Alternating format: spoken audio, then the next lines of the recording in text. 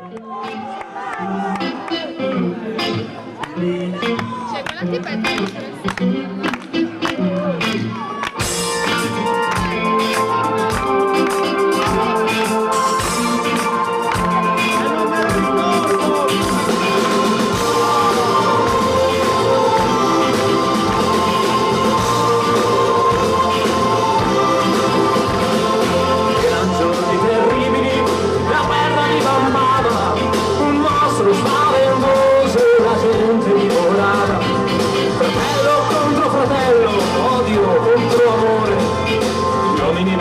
Uccisi solo per un colore, l'amore suo giardino, la speranza non ti va, tutti sono i fratelli, con amore che non va, anche lui aveva un'idea, un braccio la portava, ma se non dava la vita, contro tutti lottava.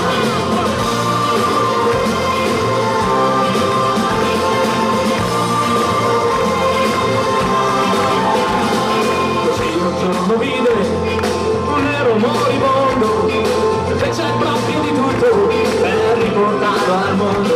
E questi bianchi pensavano che fosse un collaborazionista, che sono descrissero sopra una lunga lista. Un giorno bianco con gesto alla sua porta a bussare per cercare scampò al morto, da lui si fece salvare, così anche noi lo odiarono, giurarono vendetta, perché chi non era con loro doveva morire in fretta.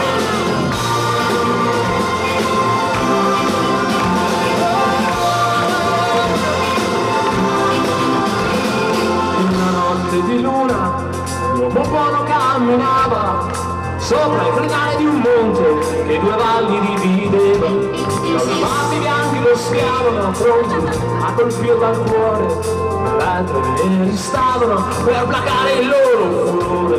Partirono con insieme, grande con gli occhi nel cielo, sul suo sguardo stupito si stesero. I neri felici esultarono come i bianchi a loro volta, ma essi non sapevano